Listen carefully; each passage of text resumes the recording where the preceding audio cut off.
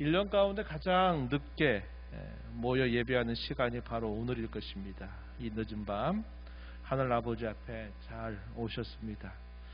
우리는 한 해를 주셨던 하나님 앞에서 한 해를 마무리하고 또 하나님 앞에서 새해를 시작하기 위해서 이 자리에 함께 모였습니다. 삼일체 하나님께서 주신 은혜와 평안이 여러분의 심령에 가득하기를, 주께서 우리에게 주시는 희망과 소망이 함께하는 시간이 되기를 축원합니다. 우리는 은혜에 대해서 좀 더 생각하는 시간을 가지면서 새해를 시작하기를 원합니다. 은혜라고 하는 말은 한편으로는 너무나 소중하죠. 그러나 또 한편으로는 너무나 익숙하다는 겁니다. 그래서 우리가 이 은혜에 대해서 단순하게 생각하고 말할 때가 많습니다. 하나님의 은혜였지, 은혜지 이런 표현들을 우리가 말할 때 아주 많이 이 표현들을 사용합니다.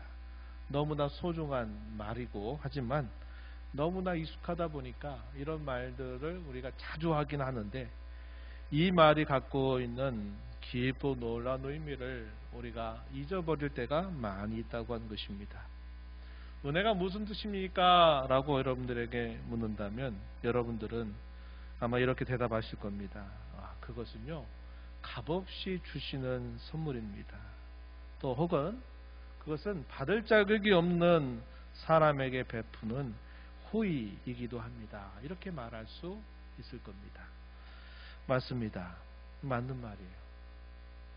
우리는 예수님 안에서 하나님의 놀라운 은혜로 말미암아 구원을 받았습니다. 이것은 저와 여러분의 삶을 완전하게 뒤바뀌는 시작점이 됩니다. 여전히 수많은 보통 사람들은 새해를 시작하는 지금도 인생의 무게감에 짓눌려 살아갑니다. 먹고 마시고 입고 살아가는 것, 또 각자의 인생에 그때마다 주어진 책임을 지기에도 버거워한다는 겁니다. 새해를 맞으면서 한편으로는 기대를 갖기도 하지만 또 한편으로는 어떻게 할까 하는 염려가 많기도 합니다. 이게 보통 사람들이 갖는 마음일 것이라 여겨져요. 조금 종교적인 성격을 가지고 있는 이 종교적인 사람들은 어떤 생각을 할까요? 구원이나 더 가치 있는 삶을 어떻게 하면 살아갈까 하는 생각을 고민하고 갈구하기도 할 겁니다. 하지만 저와 여러분은 예수님으로 말미암아 이미 구원을 받았다고 하는 사실입니다. 다른 사람들에게는 아예 관심도 없는 사실, 그저 인생 가운데서 먹고 살아가는 그 인생의 무게에 짓눌려서 이런 종교적인 것이나 우리 인생의 가치나 이런 것들을 생각할 여유가 없는 사람이 대부분이라고 생각이 되고, 조금 종교적인 그런 색채를 가진 사람들은 더 가치 있는 삶을 어떻게 하면 살아갈까에 대해서 또 관심을 갖지만 여전히 그것은 앞에 있는 미래에 있는 일이라는 겁니다. 그러나 오늘 저와 여러분은 이미 이루어졌다고 하는 사실을 믿고 있는 사람들이라는 겁니다. 예수님으로 말미암아 우리가 이미 하나님 앞에 의롭게 되고 구원을 받았다고 하는 사실이죠. 이것이 하나님의 은혜로 우리에게 주어졌다고 하는 겁니다. 그렇기 때문에 하나님이 우리에게 주시는 이 은혜는 우리의 삶을 완전히 뒤바꾸는 시작점이 된 것이다 하는 겁니다. 여기서 이렇게 좀 물어보고 싶어요. 혹시 이 은혜를 말하면서 내가 구원받는 하나의 티켓을 얻은 것처럼 그런 정도로 생각하고 있는 것은 아닌지, 은혜는 우리가 천국에 들어가기 위한 그런 구원을 위해서 우리에게 필요한 정도, 이렇게 생각하고 있는 것은 아닌지 한번 물어보고 싶다는 겁니다. 오늘 우리가 본문의 말씀을 통해서 이 은혜는 단지 우리가 구원이라고 하는 시작점일 뿐만 아니라 우리의 삶 전체를 이끌어가는 강력한 목적을 가지고 있다는 사실을 깨닫기를 원합니다. 오늘 우리가 주목해야 할 것은 은혜는 우리를 구원할 뿐만 아니라 구원받은 우리를 하나님이 원하시는 모습으로 빚어가고 하나님이 기뻐하시는 삶을 살아가도록 인도한다고 하는 사실입니다. 오늘 우리가 읽은 본문 로마서 5장은 우리가 믿음으로 의롭다함을 받은 그 놀라운 은혜의 시작점에서부터 그 은혜가 우리의 삶에 어떠한 목적, 어떠한 열매를 맺게 하는지를 분명하게 보여줍니다. 오늘 이 시간을 통해서 하나님께서 저와 여러분에게 베푸시는 이 은혜가 단지 과거의 시간뿐만 아니라 현재를 살아가게 할 뿐만 아니고 또한 미래를 기대하게 하는 삶을 살아가게 하는 능력임을 깨닫는 시간이 되기를 바랍니다. 우리가 먼저 주목할 것은 우리가 그리스도로 말미암아 의롭다 하심을 얻었다고 하는 사실입니다. 바울 사도는 우리가 읽은 본문 1절에서 이렇게 말합니다. 그러므로 우리가 믿음으로 의롭다 하심을 받았으니 우리 주 예수 그리스도로 말미암아 하나님과 화평을 누리자라고 말합니다. 이 말씀은 기독교 신앙의 가장 핵심적인 진리를 담고 있는 말씀입니다. 또한 우리가 은혜를 이해하는 또 하나의 출발점이 된다고 하는 사실입니다. 어떤 의미에서 이 은혜를 이해하는 출발점이 될까요?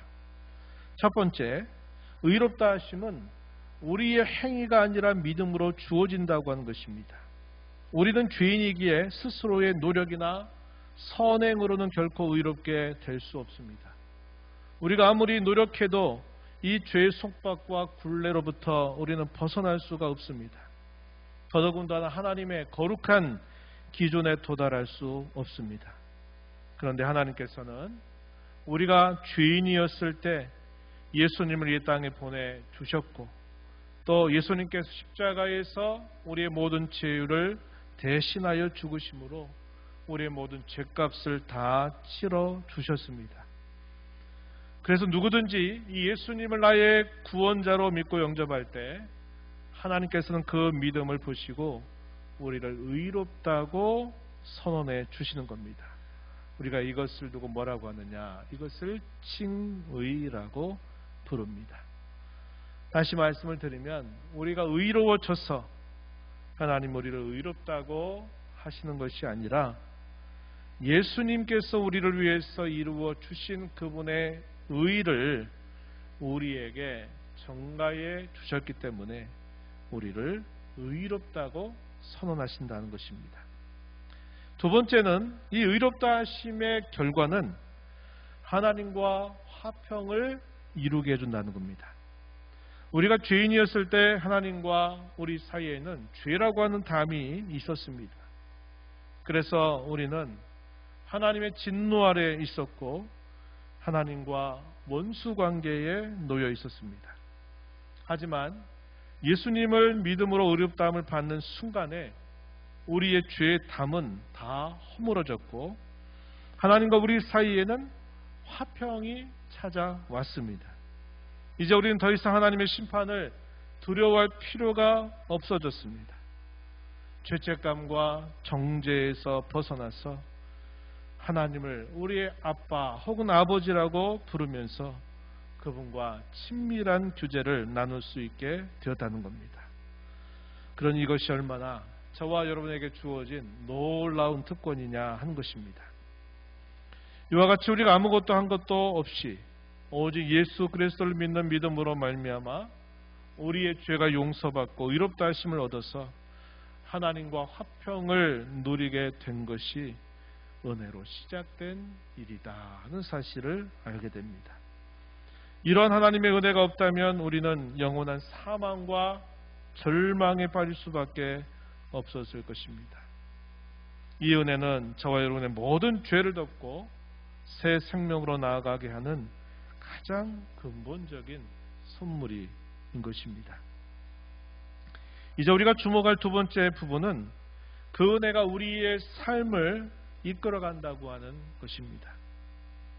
은혜는 단지 구원이라고 하는 시작점에서 멈추지 않습니다.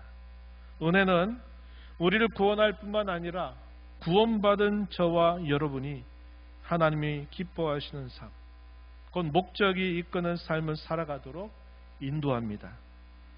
오늘 우리가 읽은 본문 2절부터 5절까지에서 그 은혜의 목적이 무엇인가를 분명하게 보여주고 있습니다. 한번 살펴보겠습니다. 첫 번째는 2절 말씀이에요. 2절 말씀에 보면 또한 그로 말미암아 우리가 믿음으로 서 있는 이 은혜에 들어감을 얻었으며 하나님의 영광을 바라고 즐거워하느니라. 첫 번째는 이 은혜가 우리가 하나님의 영광을 바라고 즐거워하게 해준다고 하는 것입니다. 이 은혜는 하나님의 영광을 바라게 하고 즐거워하게 한다. 이것이 우리가 확인한 첫 번째 목적이 된다는 겁니다. 우리는 예수님으로 말미암아 이 은혜에 들어감을 이미 얻었습니다. 이것은 과거에 이루어졌던 한 번의 사건이 아니라 지금 우리가 서 있는 이 현재 상태를 의미합니다. 우리는 은혜 안에 살고 있으며 또 그 은혜 안에 거하는 자는 하나님의 영광을 바라고 즐거워한다는 사실을 알게 됩니다. 우리가 잘 아는 것처럼 이 소리문답 제1문답은 우리 인생의 궁극적인 목적이 뭐냐? 그것은 하나님의 영광을 바라보고 그분 안에서 기쁨을 누리는 것이다 라고 가르쳐 줍니다. 우리가 하나님의 은혜 안에 들어갔다라는 이 표현을 통해서 우리는 자연스럽게 그 하나님의 영광을 바라고 즐거워하는 자로 살아가게 된다는 사실을 본문은 우리에게 가르쳐주고 있어요. 우리 이 땅에서의 삶이 전부가 아니라는 것을 알고 있습니다. 장차 이 말 하나님의 영광스러운 나라를 소망하면서 이 현재의 삶 속에서도 기쁨을 누릴 수가 있습니다. 은혜는 저와 여러분에게 이 영원한 소망과 기쁨을 선물해 준다고 하는 것입니다. 두 번째는 은혜는 환난 속에서도 인내와 연단을 통해 소망을 이루게 한다는 것입니다. 우리가 읽은 본문 3절, 4절 말씀입니다. 여기 보시면 이렇게 표현했어요. 다만 이뿐 아니라 우리가 환난 중에도 즐거워하나니 이는 환난은 인내를, 인내는 연단을 소망을 이루는 줄 알미로다. 이렇게 표현했습니다. 여기서 은혜의 목적이 매우 역설적으로 표현되는 것으로 확인하죠. 우리 중 누가 과연 환난을 당하는 것을 좋아할 사람이 있겠습니까? 고통과 어려움은 누구든지 피하고 싶어 하지 그것을 좋아할 만한 사람은 아무도 없어요. 그런데 바울 사도는 본문에서 뭐라고 말합니까? 환난 중에도 즐거워한다 라고 이렇게 말합니다. 이게 무슨 뜻일까요? 또 어떻게 그렇게 할 수 있단 말입니까? 그것은 바로 환난이라고 하는 것이 가져다 주는 목적을 경험을 통해서 알기 때문이죠. 처음에 그런 경험이 없을 때는 무작정 피하는 것이 상책이다 이렇게 생각을 합니다. 그러나 그러한 일을 통해서 내가 얻은 유익이 참 컸다라는 사실을 경험하게 되면 그 경험치가 있기 때문에 환난을 당할 때 그 자체를 좋아할 수는 없지만 그것이 또다시 가져다 줄 그 열매가 있기 때문에 그 환난 중에서도 즐거워할 수 있게 된다고 하는 사실이죠. 환난은 우리에게 인내를 가르쳐 줍니다. 환난 중에 쓰러지지만 않는다면 고난을 견뎌내는 힘을 길러줍니다. 군대를 가게 되면 아주 강도 높은 그런 훈련을 받죠. 그걸 어떻게 견뎌낼까 싶은데 막상 그것을 어떻게든지 견뎌내는 것이 한 번, 두 번 축적이 되면 어떤 마음이 생길까요? 웬만한 것들은 별거 아니다 하는 생각을 가지면서 용기를 갖게 된다는 겁니다. 마찬가지예요. 환난도 우리가 그 환난 때문에 쓰러져서 못 일어난다면 문제가 되겠지만 우리가 쓰러지지만 않는다면 고난을 견뎌내는 힘을 우리에게 준다고 하는 사실이죠. 또한 우리로 하여금 하나님의 은혜가 또 우리에게 주어져서 우리가 결코 이 환난 때문에 쓰지 않도록 우리를 붙들어 주신다는 사실을 우리는 알고 있습니다. 또한 인내는 우리에게 뭘 가져준다고 말하냐면 연단을 가져다 준다고 가르쳐 줍니다. 연단. 물론 이것도 하나님께서 그분의 은혜로 붙들어 주시기 때문이라고 하는 사실을 우리는 기억해야 하겠습니다. 여기서 연단이라고 하는 게 무슨 뜻이냐 하는 말은 무슨 뜻이냐 할 때 그것은 단련된 인격을 말해요. 인격 혹은 성숙한 품성을 말하는 것이 여기 연단의 뜻입니다. 마치 뜨거운 불 속에 담궈서 불순물을 제거하고 순수한 금이나 은을 얻는 것과 비슷한 것입니다. 성품의 변화, 또 그가 인격이 다듬어지는 것, 이것은 저와 여러분의 신앙의 열림이면서 목적이라는 사실을 성경은 우리에게 가르쳐 주고 있습니다. 그리고 마침내 이 연단된 인격, 이 성숙한 품성은 흔들리지 않는 소망을 만들어준다고 가르쳐 주고 있습니다. 그래서 이 고난과 환난이라고 하는 걸 통해서 우리는 하나님을 더 깊이 신뢰하는 법을 배우고 하나님의 신실하심을 경험하게 되면서 우리의 소망은 더 단단해지고 더 견고해진다는 사실을 경험하게 됩니다. 이러한 모든 일련의 과정들이 어떻게 되느냐? 저절로 되는 게 아니라는 겁니다. 이것이 다 무엇으로 되느냐? 하나님의 은혜로 말미암아 되어지는 그런 과정들이라고 하는 사실을 우리에게 보여주고 있다 하는 겁니다. 이것이 바로 은혜의 목적이라고 말할 수 있는 부분입니다. 은혜는 우리에게 고난을 면제해 주는 것이 아닙니다. 오히려 그것은 고난 속에서 우리를 성숙하고 성장하게 하며 더 강한 믿음과 소망을 갖도록 해주고, 은혜는 그 고난을 우리를 빚어가는 도구로 사용한다고 하는 사실입니다. 우리의 삶을 단순히 평탄해서 아무런 어려움이 없도록 만드는 것이 아니라 그런 고난과 역경들을 통해서 하나님의 형상을 닮아가도록 변화시켜 주는 것입니다. 이것이 바로 하나님 은혜의 목적이다. 혹은 설교 제목처럼 은혜가 이끄는 삶이다 하는 사실을 우리가 알게 된다고 하는 것입니다.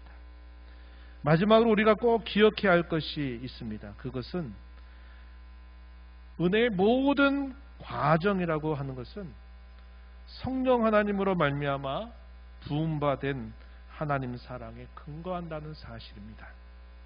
본문 5절 말씀을 한번 보시죠. 이렇게 말합니다. 소망이 우리를 부끄럽게 하지 아니함은 우리에게 주신 성령으로 말미암아 하나님의 사랑이 우리 마음에 부음바 됨이니, 이렇게 말합니다. 우리가 이러한 모든 과정들을 견딜 수 있고 환난 중에도 소망을 잃지 않는 이유는 비록 바로 우리 안에 내주하시는 성령님께서 하나님의 사랑을 우리 마음에 부어주시기 때문이라는 겁니다. 하나님의 사랑은 우리의 소망을 헛되지 않음을 확증시켜 줄 것입니다. 이 사랑은 우리를 포기하지 않게 하고 우리를 그분의 목적을 향해서 끊임없이 나아가도록 우리를 격려하고 우리에게 힘을 줍니다. 은혜의 궁극적인 목적은 우리가 하나님의 사랑 안에 깊이 뿌리 내려서 그 사랑을 깨닫고 그 사랑 안에서 살아가도록 하는 것이다 하는 것입니다. 우린 지금까지 하나님의 의롭다 하시는 은혜, 또 그 이후의 일련의 과정들, 다시 말해서 환난이 인내를 낳고 또 인내가 연단을 낳고 연단이 소망을 이룬다라고 하는 이런 일련의 과정들을 우리가 살펴보았습니다.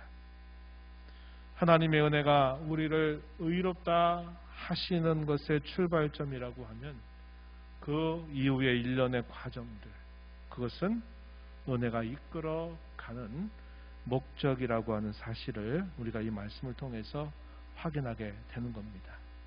오늘 이 말씀을 기억하면서 제가 초대에 말씀드렸듯이 내가 은혜라는 말을 사용하면서 은혜로 구원받았지, 마치 구원을 받는 하나의 보증처럼 여기고 그 안에 안주하거나 머무르지 말고, 그 은혜는 우리를 전적으로 우리의 삶을 바꿀 뿐만 아니라 그 이후에 계속적인 그 목적을 가지고 저와 여러분의 삶을 이끌어 간다고 하는 사실에 우리가 주목하자고 하는 겁니다.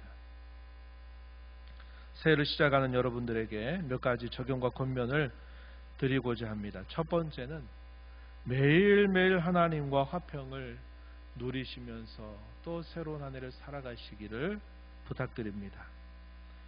우리는 이미 예수 그리스도 안에서 의롭다 하심을 받아서 하나님과 화평을 누리는 자들이 되었습니다. 새해를 사시면서 죄책감이나 정죄에 묶여 살지 마시기 바랍니다. 과거의 실수나 현재의 부족함 때문에 하나님과의 관계가 멀어졌다라고 생각하지 마시기 바랍니다. 예수님의 십자가는 우리의 모든 죄를 용서해 주셨습니다. 매일 아침 눈을 뜨면서 또 하루의 모든 일과를 마무리하면서 이렇게 여러분들이 고백하시면 좋겠어요. 나는 예수 그리스도 안에서 하나님의 사랑을 받는 자녀야. 나는 하나님과 화평을 누리는 사람이야. 이렇게 고백을 하면서 여러분들이 진리 안에서 자유를 마음껏 누리시는 새해가 되기를 바랍니다. 그러기 위해서 저와 여러분에게 은혜로 주신 이 믿음 위에 우리는 굳게 서야 한다 하는 겁니다. 믿음 위에 굳게 서지 않는다면 이러한 모든 약속들이 우리가 누릴 수 있는 것들이 되지 못할 것입니다. 이 믿음을 굳게 붙들고서 하나님과의 화평을 여러분들의 매일매일의 삶 속에서 누리시게 되기를 다시 한번 부탁을 드리고요. 두 번째는 환난 속에서 여러분들이 하나님의 목적을 늘 찾으시는 삶을 살아가시라 하는 겁니다. 저희 여러분의 삶 속에 예상치 못한 어려움들이 또 예상치 못한 고난들이 분명히 찾아올 겁니다. 그렇게 찾아올 때 낙심하거나 원망하거나 불평하거나 하기보다는 먼저 멈추어서 이렇게 한번 여러분 질문을 던져보세요. 하나님, 이 어려움과 이 환난을 통해서 저에게 무엇을 가르치시려 하십니까? 이러한 어려운 시간들을 통해서 하나님, 제가 어떤 부분이 다듬어지고 연단되기를 하나님 원하십니까? 이렇게 하나님 앞에 질문을 해보시기 바랍니다. 그래서 그 환난 속에는 분명히 하나님의 목적이 있고 그 목적에 이르도록 하나님은 그분의 은혜와 그분의 사랑으로 우리를 감싸고 있다고 하는 사실들을 굳게 신뢰하면서 그렇게 여러분들이 예상치 못한 어려움들에 대응하시면서 또 새해를 살아가시기를 부탁드립니다. 환난은 저와 여러분을 꺾으려고 하는 것이 아닙니다. 우리는 이 환난을 통해서 더 강하고 아름답게 빚으려고 하신 하나님의 손길을 생각할 수 있어야 하겠습니다. 환난 속에서 인내하고 연단받아서 더 견고한 소망을 가진 성숙한 그리스도인으로 성장하는 것, 이것을 여러분들이 소망하면서 앞으로 나아가시기 바랍니다. 마지막 세 번째, 하나님의 영광을 위한 목적을 가지고 새해를 살아가시기를 당부합니다. 우리는 은혜로 구원을 받았습니다. 은혜로 날마다 성장하며 궁극적으로 하나님의 영광을 위하여 살아야 합니다. 저와 여러분의 삶의 목적은 무엇입니까? 성공하고 만족하는데 그 목적을 두시겠습니까? 하나님께서 저와 여러분에게 주신 재능과 시간과 물질을 어떻게 하나님의 영광을 위해 사용할 수 있을까를 늘 묻고 살아가십시다. 우리의 직업과 우리의 가정, 우리의 봉사와 우리가 살아가는 모든 관계들 속에서 하나님의 사랑을 늘 흘려보내고 그분의 이름을 높이는 것, 그것이 바로 은혜의 목적, 은혜가 이끄는 삶을 살아가는 것이다. 이렇게 꼭 마음에 간직하시기를 바랍니다. 그러기 위해서는 우리가 살핀 것처럼 성령 하나님께서 저와 여러분의 마음에 부어두신 하나님의 사랑을 확신하고 그 사랑을 날마다 힘입어야 하겠습니다. 이제 말씀을 했습니다. 우리가 살펴본 것처럼 은혜는 우리의 구원의 시작점일 뿐만 아니라 저와 여러분의 삶 전체를 관통하는 강력한 목적이 되어야 한다는 겁니다. 믿음으로 의롭다 하심을 받아서 하나님과 화평을 누리고 그 은혜 안에서 하나님의 영광을 소망하면서 하나님을 기뻐합니다. 또한 우리는 환난 속에서도 인내와 연단을 통해 더욱 견고한 소망을 가지게 되고 이 모든 과정은 우리 마음에 부은 바 된 하나님의 변화없는 사랑에 근거하고 있습니다. 오늘 이 시간 우리에게 베푸신 하나님의 은혜를 다시 한번 깊이 묵상하면서 감사하십시다. 그리고 그 은혜가 우리의 삶에 부여하는 놀라운 목적을 깨닫고 그 목적을 따라 살아가는 성도가 되기를 진심으로 부탁합니다. 하나님과 화평을 누리시고 환난 속에서 언제나 소망을 잃지 마시고 무엇을 하든지 하나님의 영광을 위해 살아가는 저와 여러분이 되기를 진심으로 축원합니다. 기도하겠습니다. 하나님 아버지, 새해를 또 저에게 열어주시고 이 새해를 열면서 하나님의 은혜가 이끄는 삶이라고 하는 말씀을 함께 나눕니다. 하나님의 은혜로 말미암아 값없이 의롭다함을 얻게 되어 저의 모든 삶이 변화되게 하신 하나님의 은혜를 알게 됩니다. 거기에 안주하지 않고 그 하나님의 은혜가 저희들을 어디로 이끌어가는지를 주목하면서 또 새로운 한 해를 살아가기를 간절히 바랍니다. 하나님의 영광을 바라고 하나님을 기뻐하며 환난 중에도 인내를 배우고 또 인내를 통해서 저희의 모난 성품이 변화되어 하나님의 성품을 닮아가고 저희에게 주신 소망이 더욱더 견고해지는 삶을 살아가는 복된 새해가 되도록 저희들을 인도하여 주시옵소서. 예수님 이름으로 기도하옵나이다. 아멘.